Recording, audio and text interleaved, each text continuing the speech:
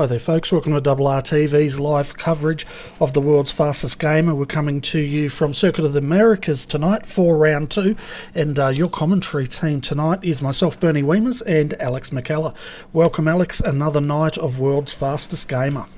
G'day Bernie, g'day everyone at home. Great to be back here for the world's fastest gamer. Quite a unique competition offering plenty to all who participate. It's great to be back here. Challenging track for the drivers tonight here at Circuit of the Americas. It'll be interesting to see what it throws up. Yeah, it certainly will be, and one thing so far, if we have a look at the points, it's rather interesting because in the top 50 there's not one Australian or New Zealander in there. It's actually being led at the moment by Davy Decour from France. He's a pro driver. He's sitting on 522 points. Then we've got Zoran Jonchik. He's from Central Eastern Europe on 421 points. He's he's Class A 4.99, probably the highest you can go in Class A. Tommy Ostgaard, Scandinavia, sitting in third, 398 points. Fourth, Daniel Bieder on 364 points, another pro driver. And then Kyle Germanton from New Jersey, another high Class A class licence holder on 281 points. Yeah, it's interesting, Bernie. The local guys not really gumming out. There's plenty of us who enjoy our open wheeler racing, but it seems to be more the Europeans that thrive on the F1, which is understandable, I guess. Interesting to see not some of the familiar names that I would expect from the Pro Series that, of course, race the F1s at the top of the table. As we know already, Gregor Hutu, probably the most famous sim racer from the iRacing scene, has a guaranteed place in the finals of this series, Bernie. But I would have expected some of the other big names to be coming out for this series and be up the top. So plenty still to play for and plenty on offer, Bernie. So it'll be, again, interesting to see what this very challenging track can get from these guys as they go through their paces tonight. Yeah, and they're out there qualifying at the moment. The highest qualifier is Manu Domingo, and he set a time of 1:38.355. We can see, I think, George Diaza here in 11th doing a flying lap. This is his second, and his final one as he locks up a break. And we'll see if he can get into the top 10. Of course, we've only got 14 drivers here tonight, and not a big turnout, must be said, but there's a lot going on here in Australia, New Zealand Club this weekend, and so there you go. Yeah, and it's interesting, this series again open to all licence holders. It's interesting, we've even got a rookie, Robert Watson, in the field tonight, Bernie. Normally the official series that involves the Formula 1 cars, it's only open to A-class licence holders, so plenty of things on offer here tonight for even all the way down to the rookie guys who may not obviously don't get a chance to race this outside of league races. It was interesting, I saw some pretty low-level licence classes up towards the front end of the field and the series after week 1, potentially representing guys coming from other sims, other race games, looking to get their shot at the title, as it were, because this competition draws on all sectors and all different titles of sim racers, trying to get the best sim racer in the world, Ben. Yeah, well, that's exactly what it's coming down to, isn't it? And one thing I was surprised about, I was expecting a lot more of the Pro GP drivers, that are in the World Series to be contending, and I haven't seen many of them up the top end of that split at the moment. No, that's right. We don't have any pro drivers here tonight. A lot of A-class drivers, as you would expect. It's interesting to see, like I said, one rookie, a couple of Ds and a few Cs thrown in there to boot, Bernie. So, like I said, probably a few of them taking the chance to get an official race in this car, Bernie. Not many on offer if you're not an A-class driver. Yeah, before next round, I'm going to do a little bit of research into those top 5 drivers and try to let the viewers know a little bit of background of each of these guys. But you can see now qualifying is over, so let's have a look at the grid, and it shouldn't take us too long to get through, although the names are fairly complex. So Manu Domingo, he will start from pole tonight. He's from Iberia. Jordan McDonald Australia in second. Third will be Ryan Parkins from the UK and Ireland. Michael Lemereau from France in fourth. Out of fifth tonight will be Stéphane Schmidt from France, and we've got Stuart McFadden from UK and I starting out of sixth. Out of seventh tonight is Giulio Scrinzi from Italy, Will Barrington from eighth in Australia. Then we've got Anders Brathorg starting from 9th. 10th is George Diasa. Michael Milan out of 11th. Out of 12th, Xian Ofegal from Asia. Then we've got Artish de Beezing from International. And finally, Robert Watson, 3. He's starting out of 14th from Australia. Well, some mouthfuls there, isn't there, Bernie? But great to see one Aussie on the front of the grid, Bernie, although he's... Again, he's a C-class racer trying to take advantage of this opportunity. So, interesting to see how he goes tonight as the guys start taking the grid for the start. Yeah, and I'm trying to get a decent shot. No, that's not a very decent shot, is it, folks? Let's go back to... That's probably one of our better ones, and I'll change to a closer camera once we get going here. But we're basically waiting for Michael Milan to join the grid at the moment, and Robert Watson 3. So once they join, now Michael Milan has just joined. Here we go, folks. It looks like Robert Watson 3 is not partaking tonight, so the revs will be rising here at Circuit of the Americas for round 2 of World's Fastest Gamer. And here we go, 19 laps remaining. A nice clean start as they come up to turn 1. Yeah, challenging little turn 1 here. Very wide entry, only one real light contact first corner. They seem to have got away with it though, Bernie. Side to side, they're wheel to wheel as it were. The two drivers concerned seem to have got away with it okay though. And the race continues to this very challenging little twisty section to begin. Yeah, so if we look at the start here, Manu Domingo, he is leading the charge here, but Ryan Parkins right behind him. I was looking at Ryan, I think he's the highest iRacing driver here tonight, so he's a favourite. Then Jordan McDonald from Australia, great start. In third, Mikhail Lumerix is right behind him though. He had a bit of contact turn 1, but he's recovered from that. Stéphane Schmidt, he's in fifth, closely followed by Stuart McFadden. Yeah, doesn't look to be carrying any damage, does Mikhail, so he's got away with one there by the looks, Bernie. The front three already starting to gap. It's remarkable to see the difference in pace in these cars. Of course, not raced very frequently by most. Plus, there's a few of them that'll be really quick, potentially for a few laps, but mastering this car over the full length of the race, even though this one's more of a sprint race, is a real challenge, particularly when it comes to tyre management, Bernie.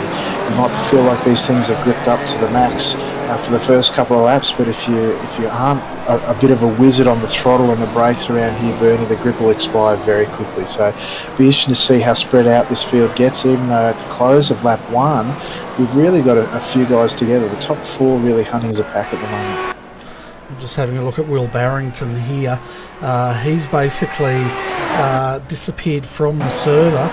Well, there he is, he's back now, but he did disappear. I thought he may have retired, but obviously he's carrying internet connection problems here tonight, and no doubt they're not on an Australian server. They're probably on, European server, I'd say.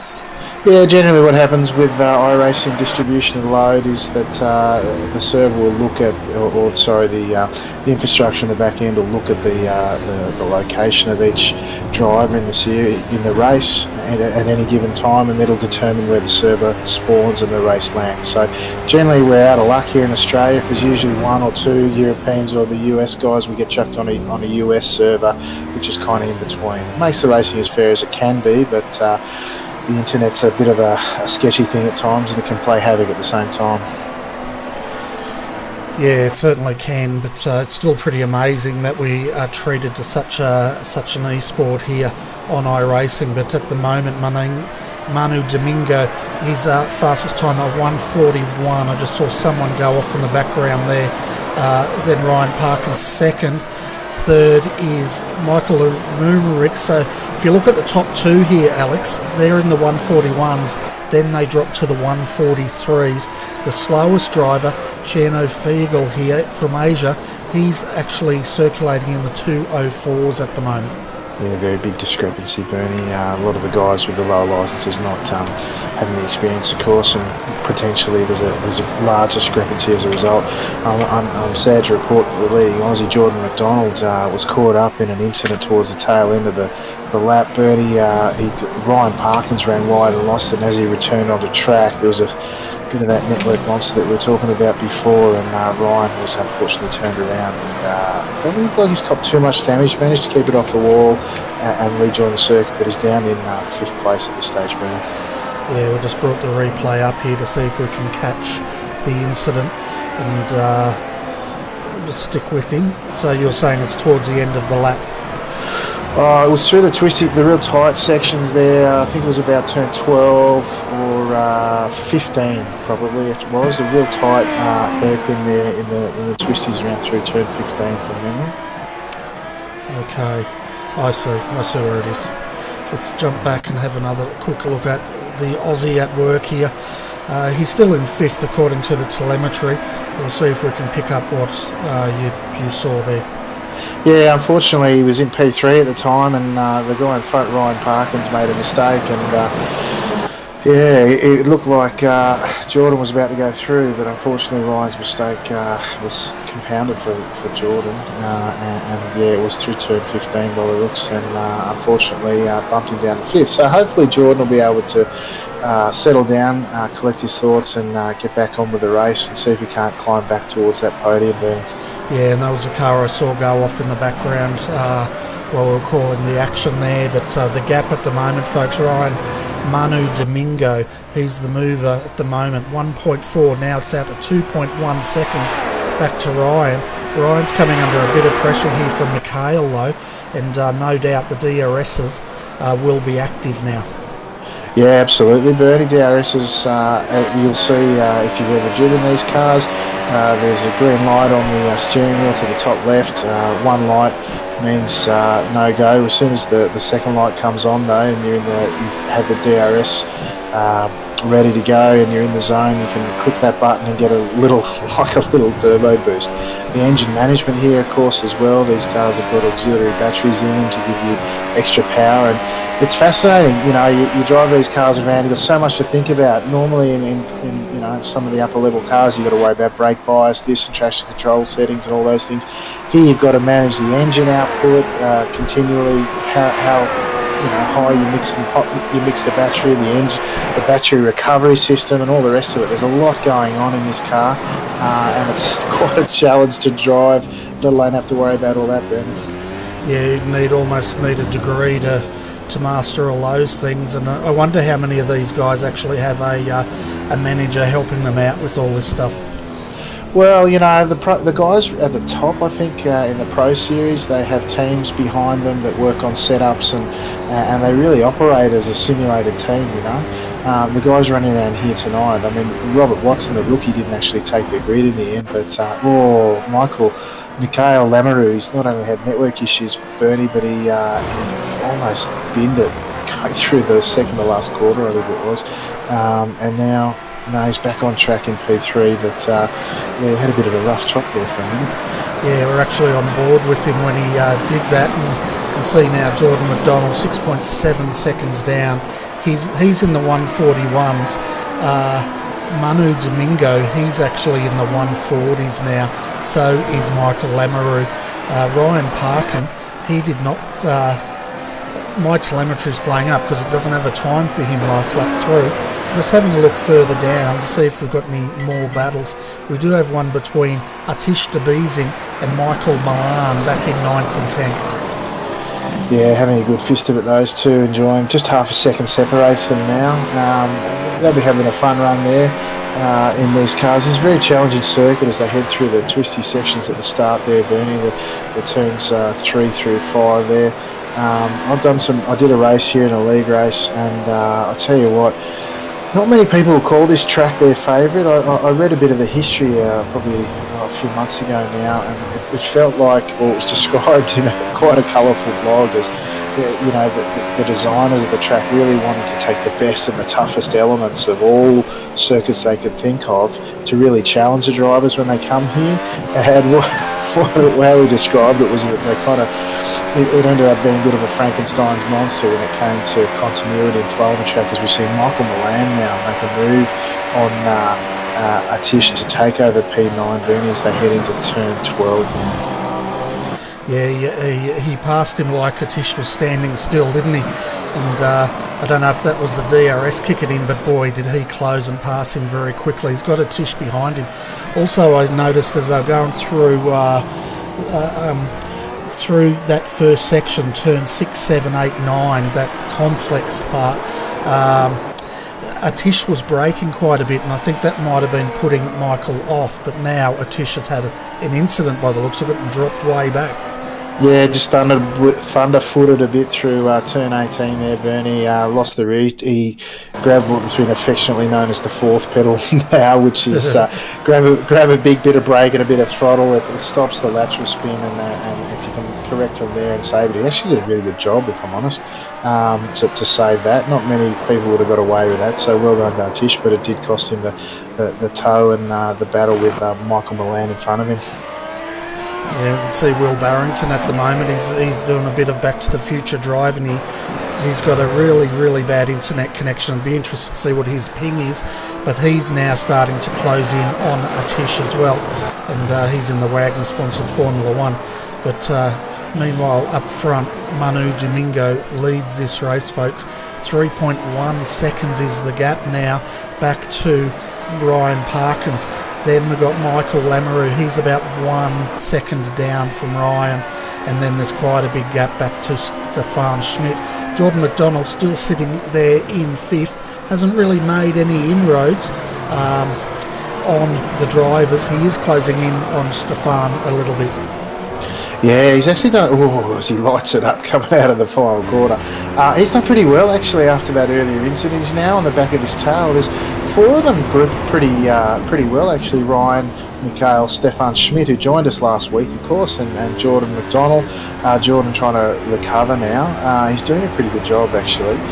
Interestingly, Michael Lamoureux, Mikhail, I should say, who made that error before, is really sort of eking away at the gap that Ryan Parkins got. So Ryan made an error which cost Jordan, as we saw earlier on, but he's keeping it on the straight and narrow. Otherwise, he's got all the hounds chasing him, though, as a young rabbit, right? Exactly. And I'm really impressed with Jordan's car handling there. We saw him going through that tighter, twisty part, and he was actually almost four-wheel drifting through that corner. Of course, it looks spectacular. I don't know how it affects your speed, but he's of course sponsored by West End Mazda, as we can see in Till Freight. Haven't heard of Till Freight, but I'm assuming they freight stuff. You would think so, wouldn't you? No, he's done really well there. I saw the DRS pop open on that back straight. Of course, he's within the second, which you need to be during the activation zone to get the use of the DRS, which is the flap on the rear wing that opens up to reduce the drag and give you that extra kick of speed, as we were talking about earlier. Stefan Schmidt in front in P4 did not have the advantage of that, so we saw Jordan really close up a bit there, but I'm wondering if he's burned through those tyres, as we were describing earlier, because he hasn't really made any inroads. He gets very loose through the penultimate corner there, Bernie, as he lines up the last corner now. Really not hugging the apex too much there. He gets out again, and the DRS flap comes open again, Bernie, as they head up the hill at, what are we up to? We're up to the end of lap 8 now, or the start of lap 8, I should say. And he closes right in under brakes there. I'm not sure if Stefan had DRS, but he didn't close up a lot. But I'm just looking at that gap, 7.9 to 5. Stefan's now 2 seconds down from Mikhail, so he definitely won't have DRS at this point. No, and Jordan really closing up on the back of Stefan through the twisty early sections of the track now as they head around through turn 8, this challenging turn 9 here. To change the direction uphill, challenging to get grip, find the grip there on the power as you really want to get on the gas early, but the uphill nature of it, unwasted suspension, it's very easy to get loose, spin off nose first into the barrier on the left-hand side. The guy's doing really well there. Once again, the flap opens now for Jordan up the back straight. He's much closer this time. Doesn't look like he'll be able to make a move as the energy recovery system kicks in for Stefan before. Jordan right up behind there. Stefan taking a great line through there defensively, but it's certainly heading up here for P4 and 5 boom. Oh, it certainly is, and there's also a battle between Artish and Will Barrington. They're closing up for P10 and 11, but they're still a fair ways off, and Jordan's probably the biggest battle in the pack at the moment. Yeah, well, it's kind of the nature of this car, Bernie, both in terms of people's experience, their skill level in what is the most challenging car you'll probably drive on the service, Bernie, with the exception of some of the old style F1 cars that are available. Again, Jordan's got the DRS open as they fly up past the start-finish line to commence lap 9. Takes a lovely driving line through there. Perhaps didn't use all the exit there, not quite as quick through the middle section of the corner as he needed to be, and as a result he's now outside that magic 1 second mark, Bernie. But what I was going to say is, he's really loose through there now. I'm wondering if he has chewed through those tyres.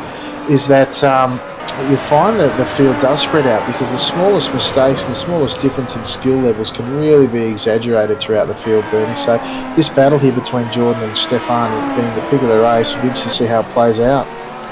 Yeah, it's going to be interesting, that's for sure, and we'll see now this gap is closing again, and he should, let's see if the DRS opens as he comes up the back straight. No, it does not, so he doesn't have it this time by.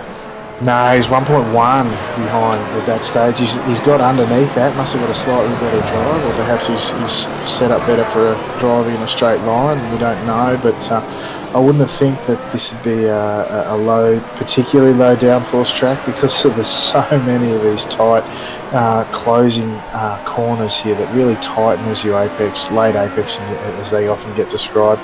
Jordan now back under a second now, heading through, looking for the DRS activation zone as he comes towards the closing stages of lap 9 now. He's within that, he's run wide out of the second to last corner, Bernie. He's back outside, he's now 1.5 seconds nearly, but I'm pretty sure he was inside DRS zone when he didn't get it this time. I thought he might have been within that second when he hit the activation zone. So the activation zone is separate to the actual zone where you can use it. If you're within a second at the activation point, you get to use it in the next DRS zone. But again, lining the tyres up out of turn 1, Bernie, he's continuing to try and catch back what he lost earlier. Yeah, and I personally think the DRS down the front straight there isn't that effective at all. It's after turn 11 up to turn 12. If he's got DRS there, that's where I think we see a big difference in speed. 100%, Bernie. He's 1.1 seconds again behind at this stage, although Stefan Schmidt now, he's caught up to Mikhail Lamoureux in front. He's actually within a second, so he'll get the advantage of DRS as they head towards the actual activation zone now, Bernie. Yeah, the wing flaps open and he's closing quickly on Mikhail in third position, Bernie. Yeah, we're riding with Stefan at the moment, and you can see closing right in under brakes, and you can see that straight's long enough to allow that DRS to work, where the front straight will stay with Stefan, ride with him. It doesn't seem to be long enough for them to get that big advantage. No, that's right, and Mikhail, who was the early pace setter, he really had a hot pace with the exception of our leader, Manu Domingo. He another one who seems maybe to have chewed through his rubber. And coming back to Stefan Schmidt now, who again is 0.7 of a second. He rides the curb as he heads through the penultimate corner. But coming towards the tail end of lap 11 now, Stefan will have the benefit of DRS, and they go through the activation zone now, Bernie. He's 9 tenths behind at the start of the zone, Bernie. 8 tenths now.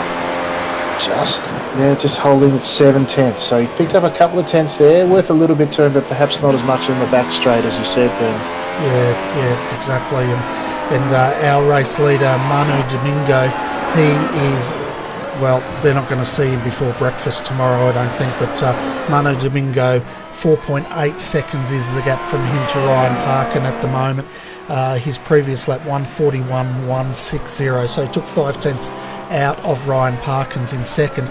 Now, Ryan's got about a 3.9 second gap back to Michael Lamoureux from France, and then of course we're back here with Stefan Schmidt from France also. So and Jordan McDonald, Australia, that rounds out your top 5. But here goes Stefan, he's got the DRS opened again down the back here. What can he do? No, he just wasn't close enough that time, Bernie. Of course, Oh, he runs wide on the exit of 13 there. Oh, and he spun, Bernie. He had a bit of a thunderfoot moment and looks to have spun on the exit of that corner there, Bernie, the exit of 12. Just had the rears on the AstroTurf as he went to light it up, Bernie, and the rear tyres let go and he spun off. Doesn't look to have picked up any damage, but it certainly cost him that position in the race. Yeah, and where he went off was exactly where Jordan McDonald got turned around as well. So that corner's seen a little bit of action, but that brings Jordan McDonald up to 4th now. And so let's go back to Atish here. Atish DeBeasing and Will Barrington, these two still continue this battle. The gap is just under 1 second, so Will should be having DRS, but he hasn't been able to convert at the moment, but this time he is a lot closer. Absolutely, goes through the activation zone now. The wing comes open. Hard to follow him with his internet connection, but it just goes to show it doesn't matter where you are in the field. These guys are last on track in P10, 11 respectively. They're still having a great battle though, so good luck to them. It just goes to show you what this sport's all about. Yeah, well, that's exactly what it is about, isn't it? Getting out there and having good, clean, hard battles, and that's what they're getting. So, it's a good way to spend a Saturday night, depending where is he from. International. I don't have a clue where International is. No, but Will Barrington's certainly a local boy from Australia, New Zealand, sitting behind him. So both A-class licence holders, but I suggest that they probably don't run this series regularly. Both sitting at an I rating of around 1,000. And those I rating numbers really indicate the skill level, and based on results of drivers, they're an indication only, just a number at the end of the day. But they can hold some meaning in terms of where you're likely to finish in a field. Oh, there's a big move up the inside. That's a net code as well. I don't know where International is, Bernie, but they don't seem to have good internet. Yeah, and Atish has spun as well on exit there. So let's have another look at that, because he threw it in there big time, didn't he? Yeah, he certainly did. Will Barrington came from a long way back, Bernie. Atish was braking quite late, left the door wide open. Will probably carrying a little bit too much speed, potentially, but to be honest with you, there's half a car width between them when the internet monster jumps out and grabs them. Wheel-to-wheel contact, that spun Will. And then Atish, he's gone to light up, has he? Yeah, and he's got the Thunderfoot out and he's parked at centre of the track, allowing Will to proceed. I would suggest largely undamaged. Yeah, it's it was a bit of a clumsy move all around, really, but they'll regroup, they'll get back into it again and continue their battle, no doubt. But at the moment, looking through the field, Jordan McDonald, he's 4 seconds down from Michael now, and Stefan is 2 seconds down.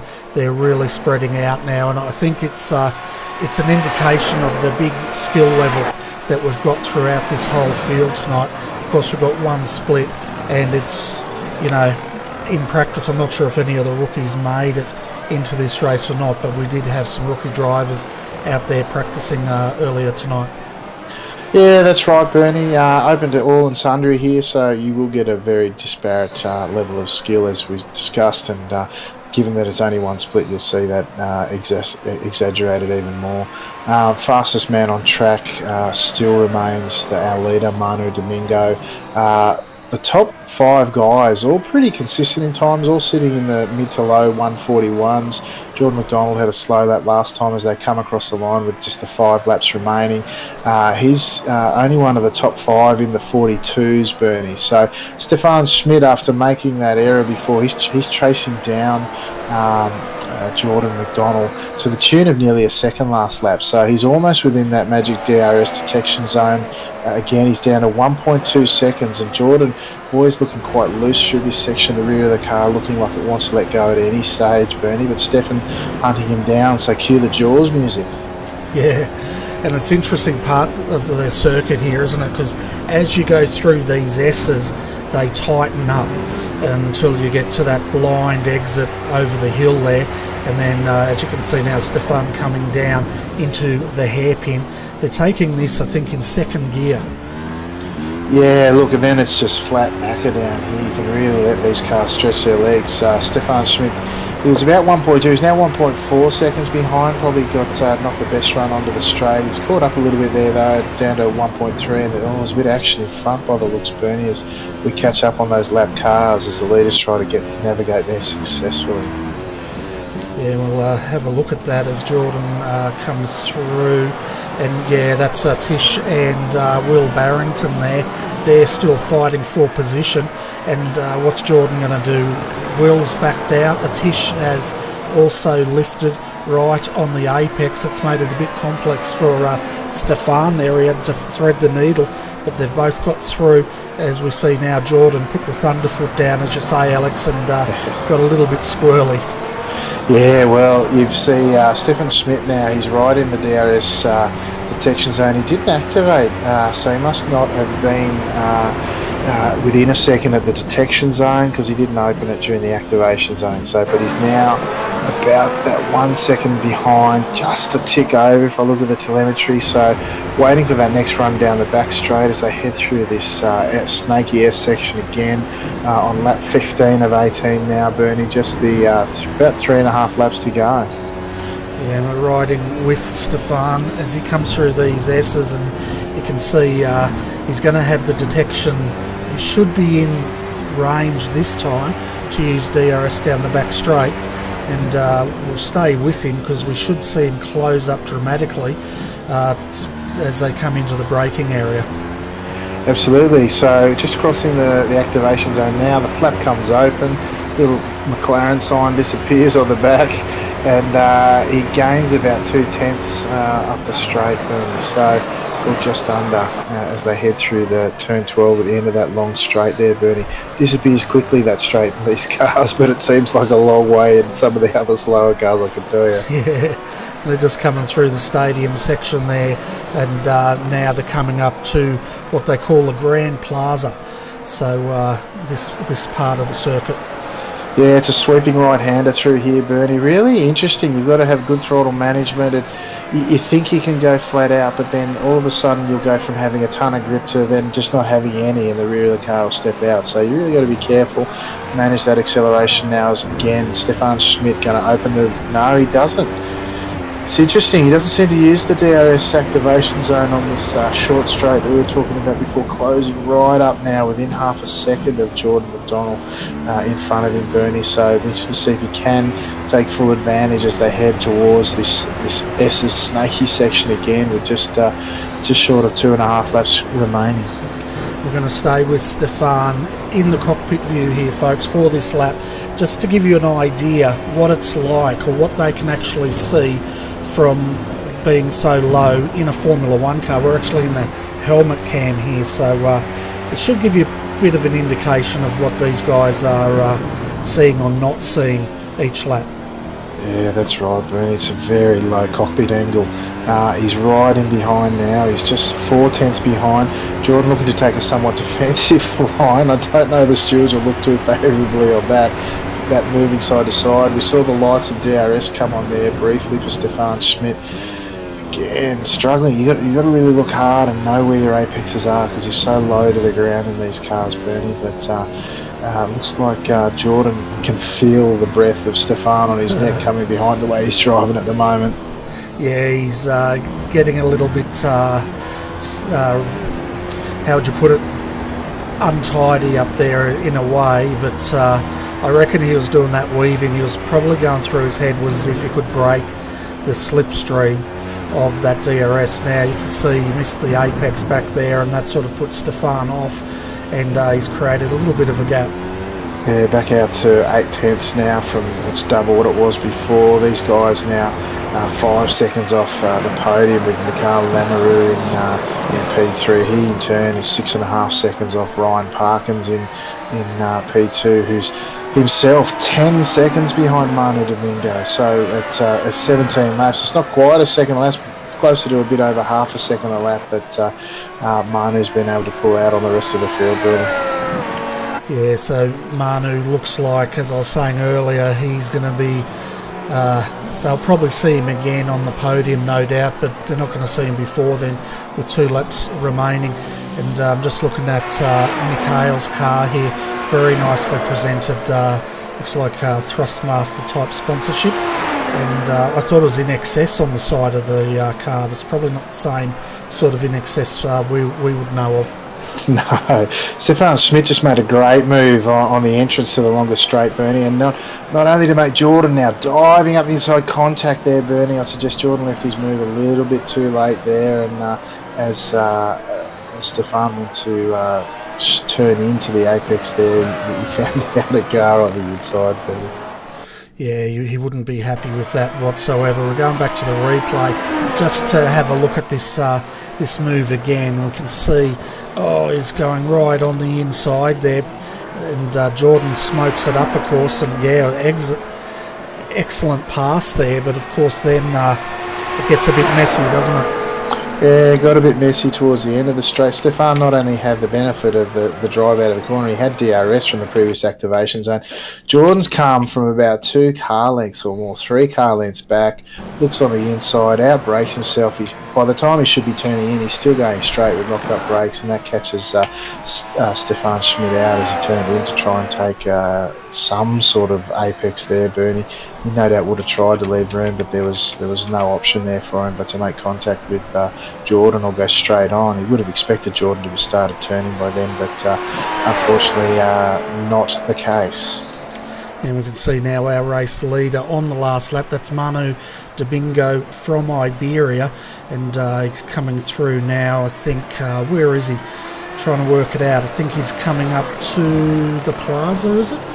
Yeah, he's head through turn 13 down to turn 15 at the moment, 14, 15, that section through there, coming through that long sweeping right-hander that we were talking about. Manu about to take quite a dominant victory now at 11.2 seconds as he comes through the penultimate corner now, Bernie.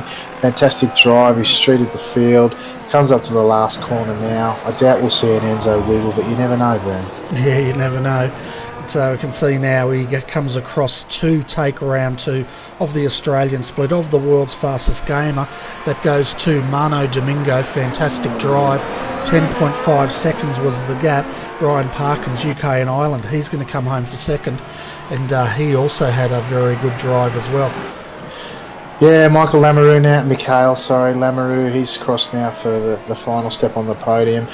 Stefan Schmidt hanging on there after that incident with Jordan to take out P4. He probably had the pace on Jordan in the end, so a well-deserved result with Stuart McFadden crossing now to round out your top 5. Well, did Jordan actually finish? Because I've got him down here as left the server.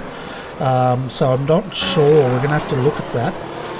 Then we've got Michael Milan. We can see here 5th, and well, is he 5th? Probably not, because all of a sudden everything's going a bit bizarre for me in the telemetry. Yeah, my suggestion is that Jordan has left the server. I'm going to suggest that he might have racked up his 20 his incident limit. Here, Bernie, 16 incident limits, of course, with off tracks and contacts counting. Jordan picked up a 4x for a 4 incident count for the contact that he had, which wasn't his fault earlier on, and then he picked up at least another 4 incident points for the contact that he had with Stefan. So with off tracks and all the rest of it, he may well have been dropped from the server automatically when he reached his limit. Yeah, the limit was 17, and they had one fast repair, and we didn't see anyone. The drivers that did retire from tonight was Sean O'Farragul, I think it was, from Asia. He retired, so did Anders Brothhug from Scandinavia. They were our only 2 retirements. The top 4 were on the lead lap at the end of tonight's race. Yeah, it looks like Jordan might be in the chat here tonight, Bernie. He's just confirmed he did hit the incident limit. So that's a shame. It's easy to pick up incidents here with little off-tracks here and there. Those 2 big contacts, though, one of them certainly involved a massive bit of netcode. That's unfortunate for him here. He'd had a strong race, looked a bit loose through some of the sections. He might have scared the life out of his tyres a little bit at times. But, yeah, not the way you want to go out, Bernie.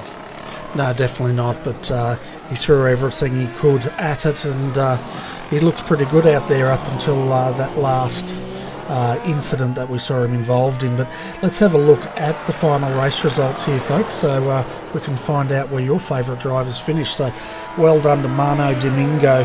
He pretty much led from start to finish of this race, and well, he did.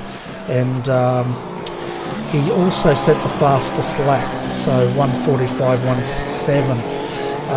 Ryan Parkins from UK, he comes home second, up one position from where he started. So did Mikhail Lumerax, also from France, up one position. His fellow countryman Stefan Schmidt up one position to come home in fourth. And fifth was Stuart McFadden from UK and Ireland. Giulio Scrinzi came home in sixth from Italy. Michael Milan seventh from New Jersey. Then George Diaza from Iberia comes home in eighth position.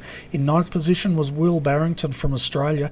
Atish Beezing from International finished 10th. Jordan McDonald classified in 11th, down 9 from where he started.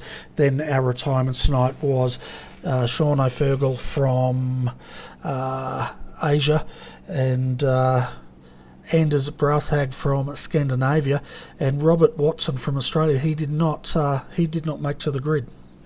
Yeah, that's right. Shame for Jordan after qualifying so well in P2. Had a couple of moments during the race where he looked really quick, and then those incidents will bring you undone in the end, of course. But yeah, congratulations to the podium there, Manu, Ryan, and Mikhail. Well driven. Manu from pillar to post, or flag to flag, as they say. Pole, led every lap, fastest lap. That's the trifecta you want to get, isn't it, Bernie? Certainly is, and he made it look pretty easy out there, didn't he? The gap at the end was 11.7 seconds back to Ryan Parkins, so he just kept on consistently, lap after lap, putting out those times, and no one could really match him. The previous lap, he was the only one in the 140s, and then you had the next two in the 141s. Then it dropped to 143, then a big drop again down into the 147s. So, yeah, quite a big gap from performance, but then again, that's going to happen when you've got such a big disparity from drivers' abilities out there and licence levels.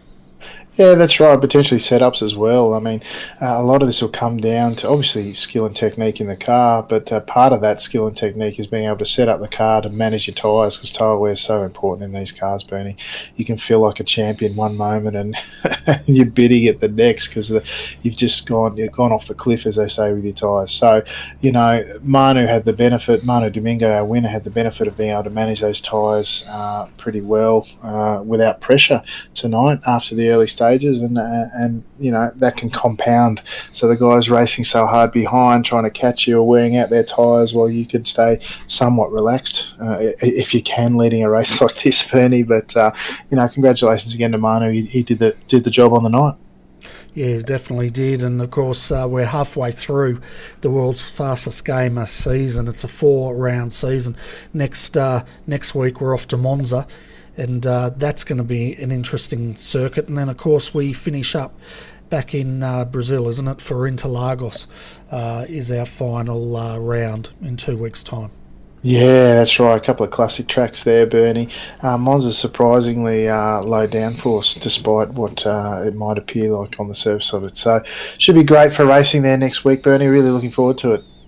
Yeah, and of course tomorrow night I think Kevin Henderson's joining me in the comm box, possibly, I think it's Kevin, for round 1 off the Australasian Super Skips. Yes, it kicks off again tomorrow night, folks, and you can catch all the action of this season once again on RRTV. Quite an interesting series, and it definitely brings out the strategy, doesn't it, Alex, as far as you have to put a pit stop in, and it's roughly double the race distance of an official race. Yeah, that's right, Bernie.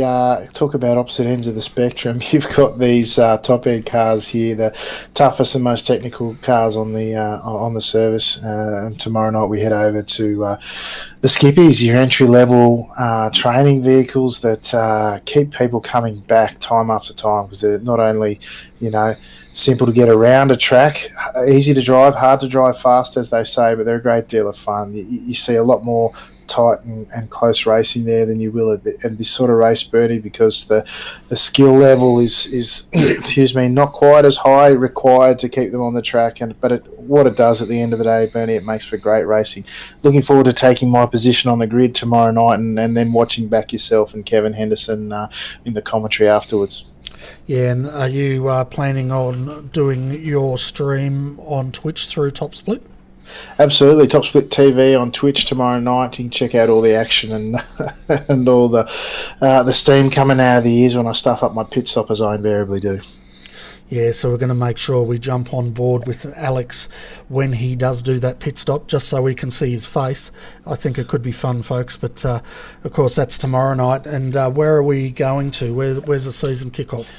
We're at Silverstone. The short national layout, Bernie. It's only half a dozen corners, but they're challenging and it's a lot of fun. So, should be a pretty good field tomorrow for the season opener as we head into season 3. And Simon Chambers, the series organiser, is doing a fantastic job. And I'm really looking forward to a great race. Yeah, it's going to be awesome. Now, what time's the race kick off? So I can let the viewers know roughly what time our broadcast's going to start tomorrow night.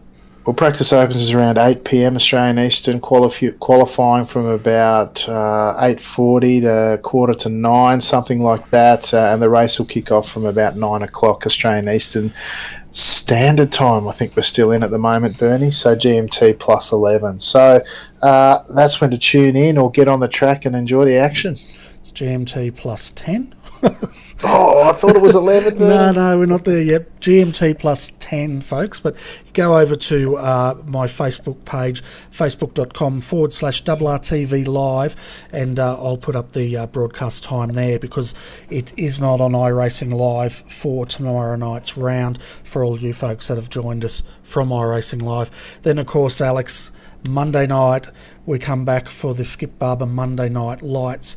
That is on iRacing Live, and that is basically, folks, the Australian strength of field, and it's getting rather interesting. We saw last round our good friend Enzo was back and held on for a very tight victory, so we'll see what he can do and what his little brother can do Monday night. Yeah, absolutely. Great start to the season last week. Looking forward to another one here again at Silverstone National. So interesting to see. It might well suit Enzo again. He tames his little brother at tracks like that don't require the heavy threshold braking and control, although there's some tricky bits towards the end of that circuit where you've got to be have quite a level of finesse on the brake to get the angle of the car right through mid corners, which is unusual in a Skippy and how you attack a track. So unique in that it's a short track, not quite as complicated on the surface of it, but some quite little tricky bits of technique as well. So it'll be interesting to see what the racing does both tomorrow night and on Monday, Bernie. Yeah, it's definitely a lot to look forward to, and the only other thing we did tonight, folks, a bit of an experiment.